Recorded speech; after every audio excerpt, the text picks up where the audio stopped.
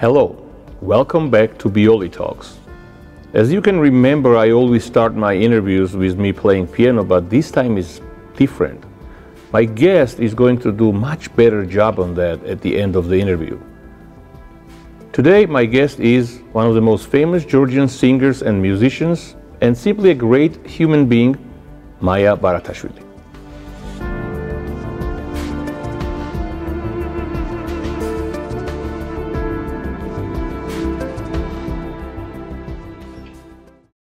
Welcome to Bioli. Thank you. Well, as you can see, it's a very special and beautiful place.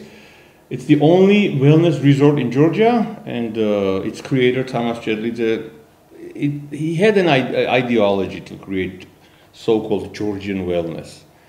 And it combines art and dedication and love. Everything is in this beautiful place.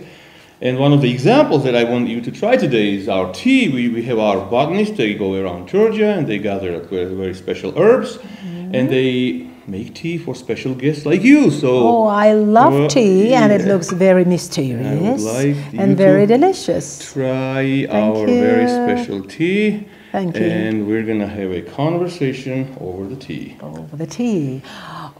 May I express my sincere admiration towards the author of the creation of this beautiful place. I've been here many times. I've performed here, Ramaz. And there are lots of interesting and very tastefully planned and organized facilities. And I love the lush trees here. I love the concept of it, you know. I mean, the purification of the mind, body and soul. That's the idea, actually. That's the idea, and every place you look at is given a very good thought and very well organized. So it is pleasing to the sight, to the mind, and to the body and soul. I will reiterate. So I'm very happy.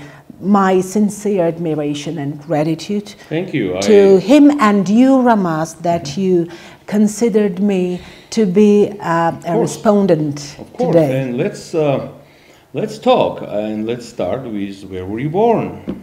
Well, I was born in Tbilisi. I'm pure Georgian. I love my country and I love the city I was born. I was born in Tbilisi. And I had a very happy childhood because you know that the childhood is kind of a determinant what should happen with a person later. I mean, the childhood contributes into the ideology the person carries, into the behavior the person conducts, into the relationship the person later constructs. So I had a very happy childhood. I was born to a dentist mother and a lawyer. My father was a famous lawyer, and my mother was a dentist, very good dentist. I was actually I grew up in the dentist clinics, carrying the materials and the getting acquainted. When I was a little child, I would register patients, and I would communicate with the doctors. So it's really familiar, and I do remember the smell of the medicine that the walls absorbed. Every hospital office smells the same. You Absolutely. can tell. Even if you close your eyes and go inside, you know where you are. Right. That's what it and is. I should say that my mother sang. My grandmother had, she actually raised me because my parents were very busy working in the offices, and I was with my grandmother, who had a beautiful soprano coloratura, and she would sing me Bohemia, Mi chiamano Mimi, time to time. And she was kind of this classical, the grandmother in a classical point of view, would feed me, would bake me delicious food, would treat me to different interesting conversations. Like a Georgian, and she would teach me Russian and French. Unfortunately, she passed away when I was 11, and we couldn't do French, just one little just poem, a little one that I remember, Saint Antoine de Padoue, vous qui faites trouver tout, so on. So when you lose something, she would say, she was Catholic, when you lose something, you should pronounce this kind of a prayer to the Saint Antoine, you know, and you find it easily, you know. So that's where the roots for music come from. Absolutely. Not only my mother stood on the professional stage. She would sing, but not jazz, of course. But she would sing. We called it love ballads, romances, like the Georgian and Russian ballads. And I have a photograph where she shares the stage with the famous singers like Inola Gurgulia, and recently our megastar Nani Bergwadze would demonstrate this picture in her show, and I just saw in the center that was my mother. It was so I was so proud of, you know, just sharing the photograph. You know, and that's where it all starts. Well, let's start with we got the childhood, and now I found out about the roots, and our audience found out the musical roots, and jazz. Right. Okay, well, we're talking about Soviet times here. Absolutely. We're pretty much the same generation, and we're Soviet kids. And jazz wasn't a very popular in Soviet Union. Well, everything American wasn't that popular in Soviet Union. There was like underground musical clubs. Absolutely. I had lots of friends who would tell me that they would like, you know, black market, they'll buy these LPs for rock and jazz and listen underground and quietly and things like that. What made you decide to go towards jazz in that environment? That's an interesting question, because my musical journey has started with the classical music. I went to the classical music school. I studied music for 7 years, and it gave me kind of a basis I could build on later. But the jazz, well, I was 16. We wouldn't listen to the jazz in the family, but when I was 16, my friend, very good friend, she gave me a cassette and the recorder, the wireless recorder, you know.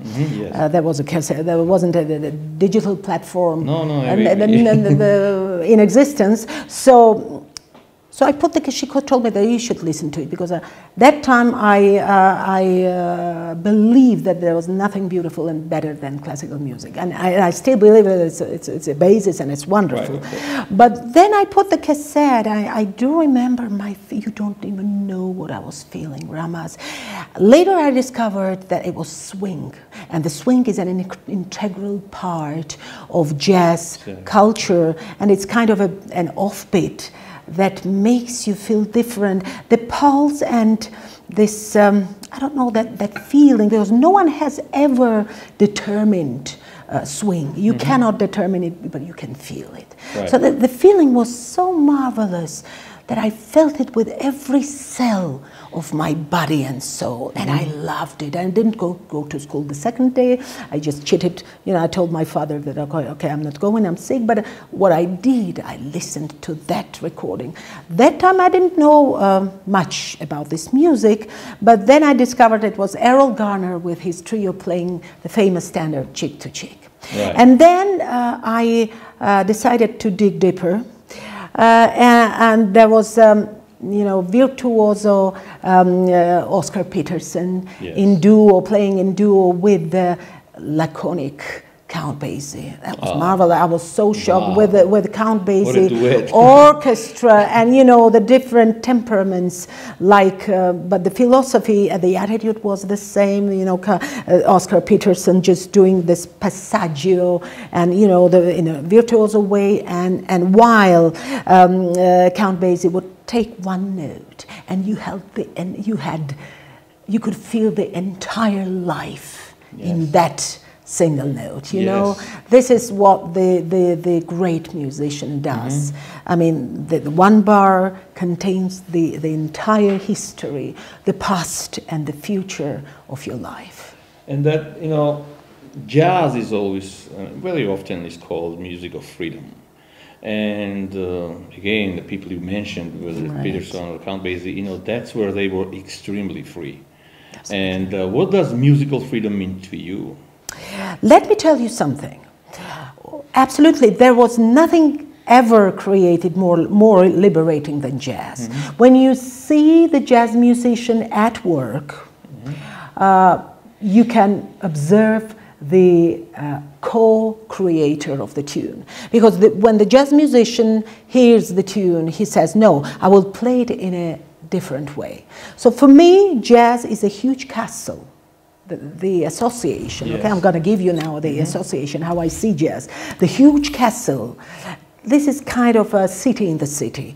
And you enter the city, you have specific paths that you have to follow. You will be surprised to hear that, but there are rules that the jazz musician has to to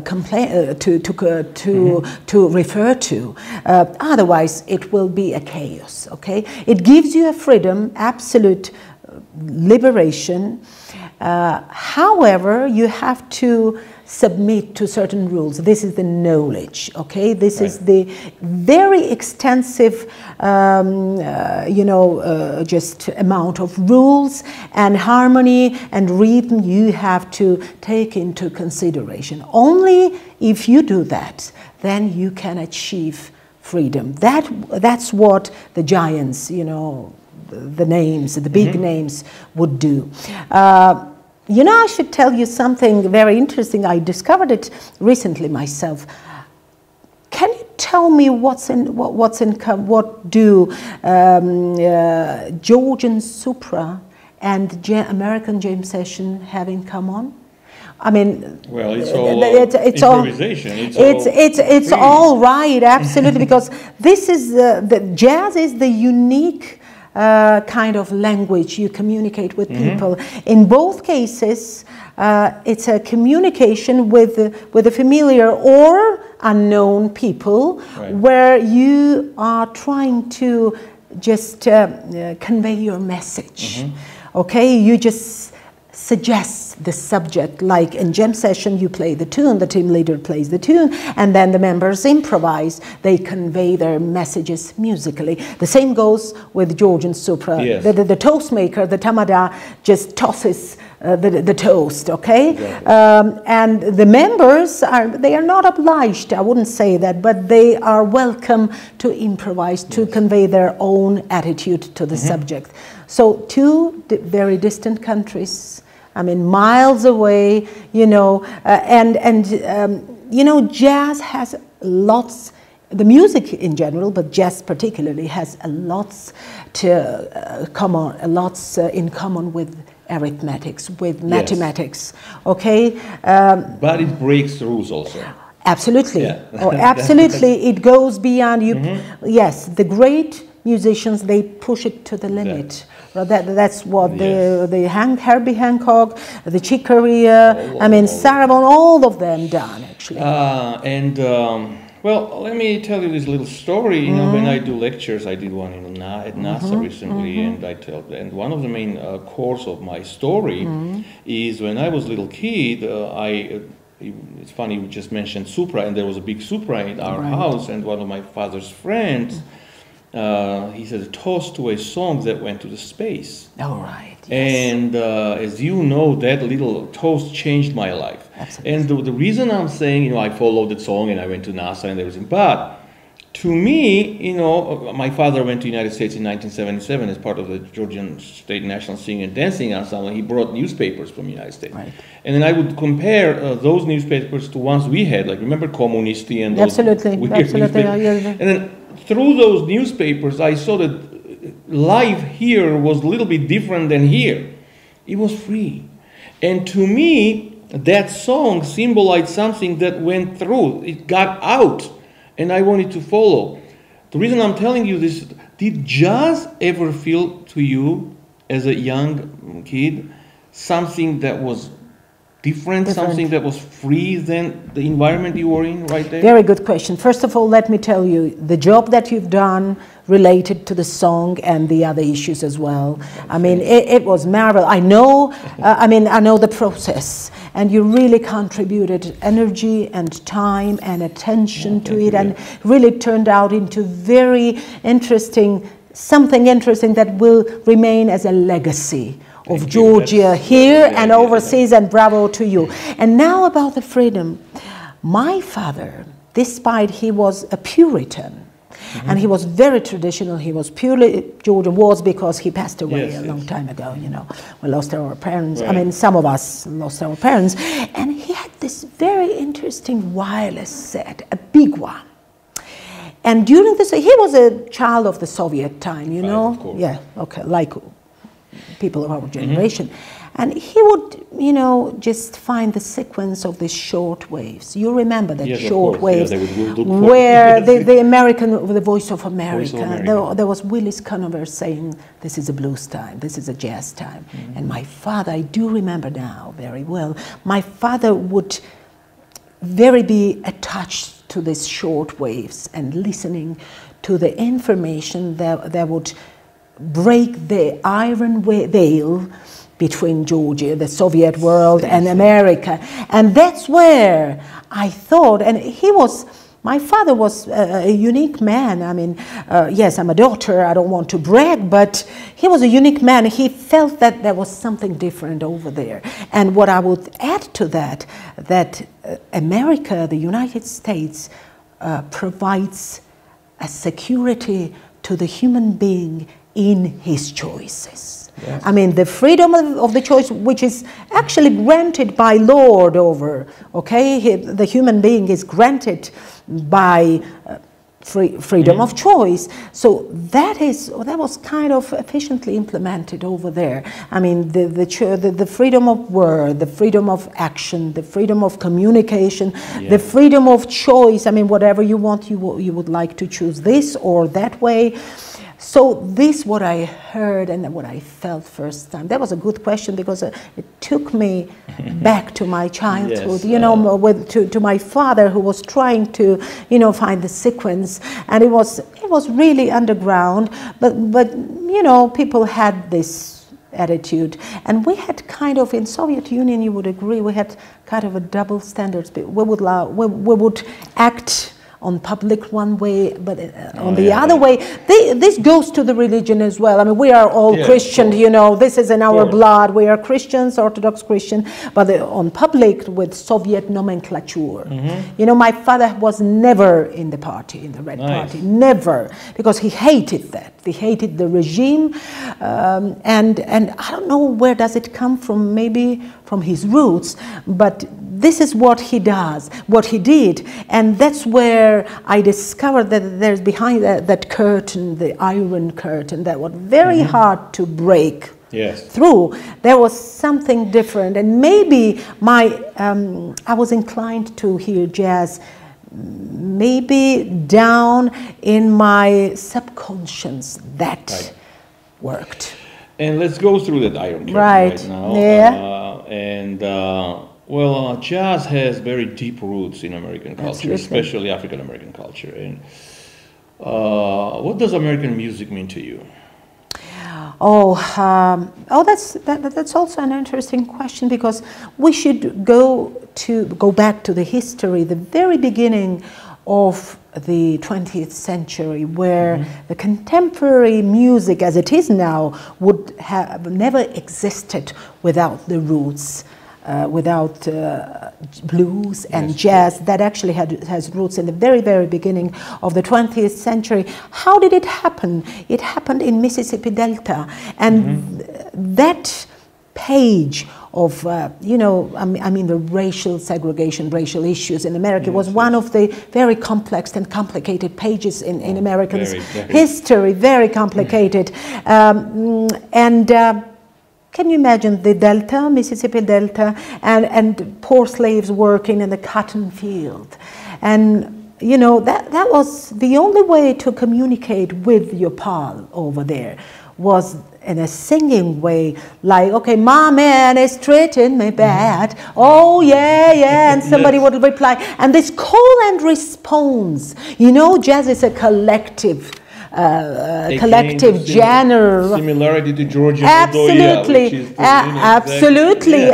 So this is the human nature. I mean, call and response, and that's where all have begun. The blues, the pain and anguish that those poor people carried. But you know what question I would like to ask you in response, Ramaz?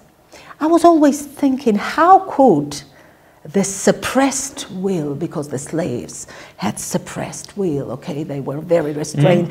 How could the suppressed will give a trigger to the most liberating musical genre? Isn't it a mystery? It's a mystery. That's why jazz is called the music of freedom. Musical freedom. That's when they felt free. But when they sang. When they sang, absolutely. Yeah. And then I thought, I would reply in a different way, because I have consulted to many people about that, and even the American actor and singer Jonathan Jackson, who actually I had a chance to speak with, and this he told me, okay, this is a very good question, because the suppressed will, in fact, as an idea, cannot produce something free, but it happened. Yeah. It happened against all the logic and rules, and I thought, when this is a principle of the spring. When you suppress the spring, the spiral thing, you suppress it. You have two outcomes: either you destroy it, and it's ricochets. Yeah, it rockets up to the space. And I think this is what happened with American people. The suppressed will, the Lord was very merciful to those people afterwards.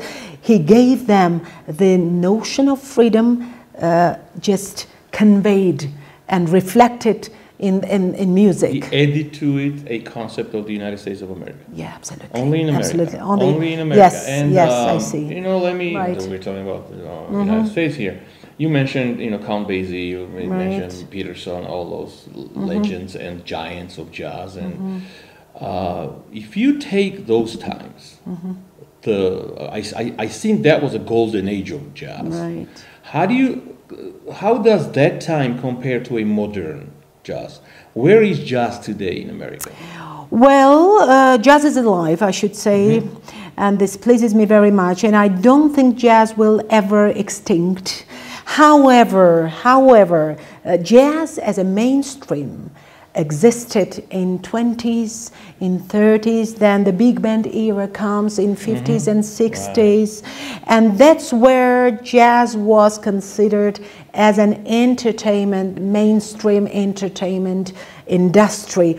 And I should really say that jazz is not only a cultural phenomenon, Ramaz, but it's also a social phenomenon. Why? Yes. Because when it was a mainstream and within the entertainment field, jazz was performed in nightclubs underground, and given this racial, litigations and racial issues, both black and white wanted to hear that wonderful music, and they didn't care indeed who was there. Because I listened to the interview of the black dancers, and we would go there, we would just interact with white people like there was no segregation issue at all. So the music, we should admit, jazz had this, not only the cultural but the social mission to connect people, to eliminate this terrible tension and this polarization of the society. And today, jazz is actually, it's not a mainstream, but it exists in certain places. Today the pop music took over. But the pop music, the good quality pop music, would have never existed without the roots of jazz and blues. Beyonce, Rihanna, whoever, they would never existed without Billie Holiday. Even big rock bands, absolutely. You listen to whether it's Robert Plant or absolutely, Led Zeppelin, right? They would always say that we would listen, even Beatles, they would listen to They would derive to, right? And that's the course of jazz and blues. That's where everything spawned from. And let me ask you this: music. We're talking about music, jazz. Whether it's jazz or gospel music. Oh, that's right. What is music for you? It is an escape. It is a inspiration. What is it, music? Let me answer in a different way. Okay. If we can define music, if you ask someone, please define what's music for you. It's kind of a collection of the tones put in a certain sequence, if we describe music as a phenomenon, right, as a process, put in a certain sequence under the certain rhythmic pattern. Somebody or something produces the sound. It can be a clap, it can be a tone of the instrument, it can be a voice. And then what happens? Look, the vibration, it's a very physical process, actually. Yes, I mean, the music is uplifting, it's you know, it's beautiful, it lifts us up, but in fact it's a very physical process. The sound produced by something or someone, the vibration, the wave reaches your ear, and then it goes through this hammerish creation, hammerish, you know, bony structures into you, and then it reaches a very interesting apparatus, very interesting part that looks like a snail, you know, right, yeah. And then this is where you feel the difference between the registers, and then through the nerve, it reaches your brain, and I'm asking you. And that's where, in the brain, you feel the Moonlight Sonata by Beethoven or Johnny, Johnny, Yes, Papa, you know? Exactly. And that's where the magic, so can you tell me where the music is? I mean, which part of the journey the sound turns into music? Isn't it a history? Isn't it a mystery? I mean, in your brain, I mean, the brain is a mystery itself. I mean, and then, I mean, it's not only a process, and then the emotion comes into, and this is also controlled by the brain. Okay, so that's where the mystery happens. And if you ask yourself, why were we given the ability to percept music as a phenomenon? This is where the mystery goes. And to me, please repeat your question. I would like to the inspiration, or whether it's inspiration or the place to escape. What is it? It's not an escape person. It's the place of the utmost engagement for me. I cannot listen to the music in parallel with something. I mean, people say that, I mean, professionals or non-professionals, the music accompanies you. It's an incredible part, integral part of your life. I mean, it goes along your life. I mean, every human being is connected with this or another kind of genre of music, this or another way. But for me, I cannot just sit and have music as a secondary source of inspiration. You know, it's kind of a method of engagement. I can relate to that, and you know, that's interesting you say that, because, well, for example, you see, in '90s there was this new age music called Enigma. Remember? Right. And I was a little kid when I fell in love with that music. And the strange thing is today, and for example, yesterday I finished my new book. I just wrote a book. Wow, that's so Every time I write something, I have to have Enigma around. Nothing else works. I tried classic. No, I don't know why. Like I have headphones, very high-end headphones. Entire book I written with Enigma in my ears. For some reason, that helps me to write. You know, this is a difference. I don't know what it is. Yeah, that's interesting. I mean, you are multitasker. I'm a multitasker as well. But if I had something, especially with my headphones on my head, I wouldn't be able to do anything except listening to the music, and because music distracts me very much from doing something that I want to do. So music is the generator, the power that completely absorbs my attention. Do you think music has a power to heal? Absolutely, absolutely. I think the scientists agree as well. I mean, people say that even the music has an impact, positive impact on animals. I don't know how about that, but on human being, absolutely yes, it has an impact. It depends what kind of music you're listening to. I'm sure that the classical music has a healing impact. However, despite the fact that I love rock music, and every music is a reflection of the certain historic era in our life. Right, the 20th century is an era of the wars, the First World War, Second World War, and the, litigation. Yes. So it gave birth to rock music, to the protest, right? I'm not sure whether the metallic or I would agree. Or e-music, I mean, the electronic music has a healing power. The classical music, jazz, has healing power, I'm sure, but I'm not sure about the different genres that are actually, but they have an impact. They have an impact. They can trigger negative energy. They can trigger power. They can trigger irritation or aggression or rage. Absolutely, rage. And then it reflects into your behavior. I mean, you can quit the This is the mystery as well. As a performer, right?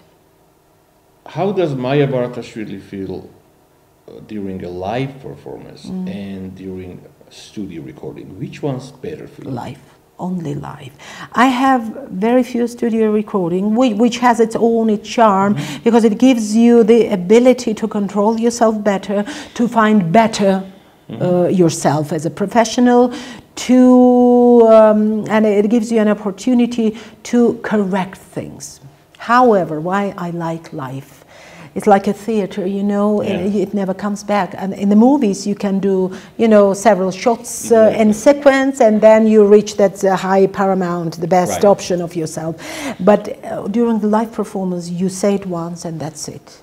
So you better to be good. You better to be good. But even if you fail, because the failure has its own way to trigger you to better yourself, right? And even if you fail, and if it's honest, and when you are on the stage and you believe in yourself, I mean, there is this huge energy and information exchange between you and your listener, okay, the audience. The feedback is there. So if you are honest, even if you fail, it's okay. I mean, the live performance is something that makes me happy. We worked together at Georgian Public Broadcaster. Absolutely, for several years. Yes. You were head of the Foreign Relations Department at the Public Broadcaster, and for 2 years, together we went to Eurovision Song Contest, and you were the head of delegation. Yes. You didn't sing there, but you were head of delegation. Yes. But I sang there once in Oslo, in the Opera House. Yes, with you also sang in Düsseldorf. Yeah, also sang in Düsseldorf, right? Yeah. How could I do? Yes, how could I do without it? Oslo and Düsseldorf. Yeah. Let me ask you this: what was for you as a musician? How did you see Eurovision Song Contest from the outside? Not from the stage, but from the outside as a musician. As a musician. Well, I should confess that this is a huge arena, huge possibility of understanding where you are standing at the particular moment as a performer, and where the others are standing, what they have achieved and what they have failed to achieve. I mean, it's like a lakmus paper, it's all very transparent. On the other way, I believe that it's more about interaction and social issues and communication, or rather than the music. I'm sorry, I have to admit that. I have to admit, because the music which is presented there, it's not sophisticated enough to make me feel complete. But the Eurovision Song Contest has its own charm in terms of understanding the world better, than you do outside of the competition. Yes. It's a specific place, I would say, specific place where various people come together and share their experience, musical or social or economic or their backgrounds, and that's what is interesting about it. We've seen lots of interesting things. Yes, we have. Except the performers over there, and we do respect everyone. We've seen a lot of just trends and communication. It is an experience. It is an experience. For many different point of views. Yes, and okay, going back to. Okay, can I have my tea? Please enjoy it.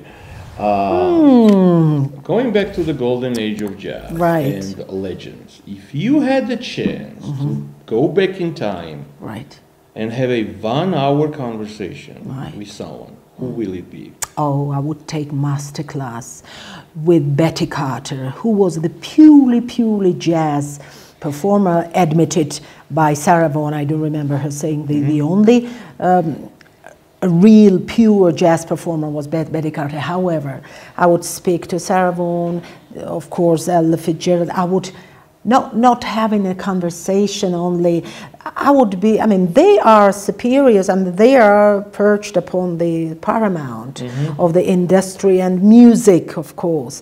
And I would, in a humble way, I would be so happy to take a masterclass from all those beautiful women. And if now I would have a conversation and masterclass with Kurt Elling and Diane Reeves, who are two of the most incredible jazz performers of our age, and there are lots of youngsters I would take lessons from. I mean, the youngsters, Jacob Collier, Esperanza Spalding, I mean, the piano players, the trumpet, but the from the golden age, yes, that would be Betty Carter, because she would say always, every day new, every day take a risk. Nice. Every day new. And going from there, from this pure, natural, amazing music, today, most discussed subject around the world is an artificial intelligence. Well, and yes. I tackled into it last 2 years. I'm very into, not into, but I'm trying to learn, trying to understand the power of artificial intelligence, what it is, where it's going to take us. And of course, music is one of those dangerous places where a lot of people have a concern. Absolutely. What is your take? What is artificial intelligence for you? Well, technical progress is a very good thing, of course. It granted us access to many things we have never dreamed about. I mean, the digital platform, for instance, the communication. I mean, you are here, and so you speak to someone over there in Los Angeles. I mean, you cut the distance, and so many good things happened. And the education field as well benefited from the technical progress as well, and everyday life. I mean, but there are concerns indeed about the artificial intelligence because it's going very far. I heard the neuroscientist saying once that it's a very perilous thing, because one day if the artificial intelligence takes over and takes over the decision and choices, that's where that's where the problem occurs. And the music, anyway, the music through the years have simplified, if we can say, the art itself have simplified. I mean, it's not anymore so deep and penetrating and sophisticated. I'm talking about the contemporary. No, you're right, it's a conceptual art. I'm not into the disgracing of someone or something, but it's kind of a tendency to simplify the idea itself. Yeah, no one writes. However, no, there is no Mahler anymore. Exactly. There's no Mahler or Beethoven, but But the artificial intelligence, if it takes over the choice and emotional aspect of our being, it can be very perilous. Finally, if someone decades from now discovers your music, Yes. what do you want them to feel? I don't know, maybe a respect. However, I'm very humbled in that respect. I don't consider myself to be something special. I'm just an interpreter of the beautiful material that was created once, and I'm just giving it's my own the material my own color in a very humbled way. So I'm not thinking maybe I don't know, just a respect. Okay. That the lady who loved music and who has given it her own color and touch. Maybe that will be appropriate. I'm sure they will most certainly will feel that, and they'll hear Lord amazing music. But before several decades, let's go down to beautiful Bioli Hall, yes. And Maia will play for us a song.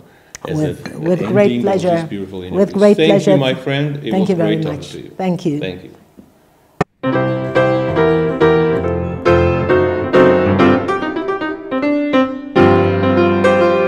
Let me tell you about the boy I know. He's my baby and I love him so. Every morning when the sun comes up, he brings me coffee in my favorite cup. That's why I know, yes I know. Hallelujah, I just love him so. When I'm in trouble and I have no friends, I know he'll be with me until the end. Everybody asks me how I know, I smile at them. He tells me so, that's why I know, yes I know. Hallelujah, I just love him so.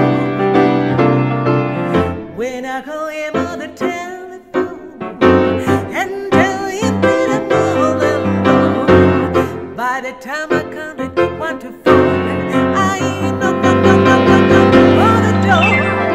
In the evening when the sun goes down, when there is nobody else around, he kisses me and then he holds me tight and tells me, baby, everything's alright. That's why I know, yes I know. Hallelujah, I just love him so.